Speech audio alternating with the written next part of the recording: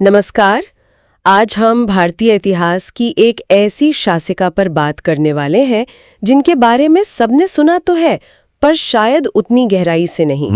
हमारे पास प्रतियोगी परीक्षाओं के कुछ नोट्स हैं जो रजिया सुल्तान के बारे में है। दिल्ली सल्तनत की अकेली महिला सुल्तान। जी, तो आज हम यही समझने की कोशिश करेंगे कि 13वीं सदी में, मतलब जब महिलाओं पर इतनी पाबंदियां थीं, तब एक महिला तख्त तक पहुंची कैसे, और उनका शासन इतना छोटा लेकिन इतना प्रभावशाली क्यों रहा। तो चलिए शुरू करते हैं।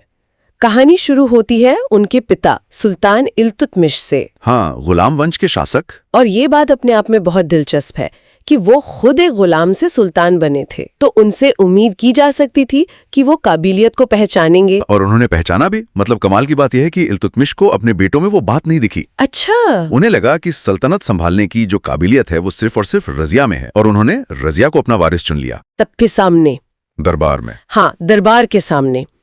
उस जमाने के लिए ये एक, कह सकते हैं, बहुत ही क्रांतिकारी फैसला था। क्रांतिकारी फैसला। लेकिन दिल्ली के जो ताकतवर सरदार थे, वो अमीर, क्या वो इसे मानने को तैयार थे? बिल्कुल नहीं थे, सवाल ही नहीं उठता था।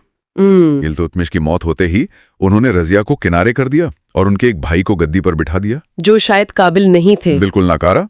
और वो इतना बुरा शासक निकला कि जनता ने ही विद्रोह कर दिया। अच्छा, तो जनता के समर्थन से वो सुल्तान बनी। हाँ, 1236 में जनता के समर्थन से रजिया दिल्ली की सुल्तान बनी। पर उनकी असली जंग तो अब शुरू होनी थी, दरबार के अंदर मौजूद एक बहुत बड़ी ताकत से। आप बात कर रहे हैं तुर्कान चहलगानी की। हमारे स्रोत में इनका जिक्र बार बार आया है। हाँ, वो 40 तुर्क सरदार। पर ये सिर्फ 40 सरदार थे या मतलब इससे कहीं ज्यादा बड़ी शक्ति? नहीं, ये सिर्फ गिनती के 40 नहीं थे। हाँ। ये तो किंग मेकर थे असल में। अच्छा। सल्तनत का असली पावर सेंटर। हाँ। ये तय करते थे कि सुल्तान कौन बनेगा और कैसे काम करेगा। और रजिया का सीधे जनता के समर्थन से आना उनके पूरे सिस्टम पर एक सीधा हमला था। मुद्दा सिर्फ ये नहीं था कि वो एक महिला हैं।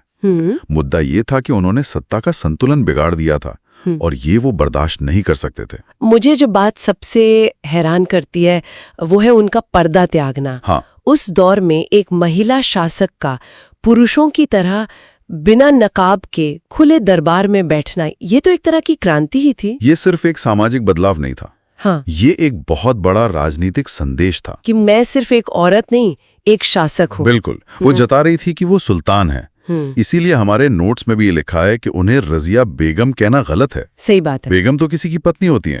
वो एक शासक थी, इसीलिए रजिया सुल्तान ही सही है। और शायद अपनी इसी पहचान को बनाने के लिए उन्होंने ऐसे लोगों को आगे बढ़ाया जो तुर्क नहीं थे। हाँ। जैसे जमालुद्दीन याकूत का जिक्र है। हाँ, और यही बात उन चहलगानी के सरदारों को सबसे ज्यादा चुभ गई। क्यों? देखिए, याकूत एक अबिसिनियाई थे, मतलब हबशी, जी, गैर तुर्क, और रजिया ने उन्हें एक बहुत अहम पद दे दिया। ओह। उन सरदारों को यह बर्दाश्त नहीं हुआ कि सत्ता में कोई ऐसा आए जो उनके समूह का ना हो, और ऊपर से वो सुल्तान के इतना करीब।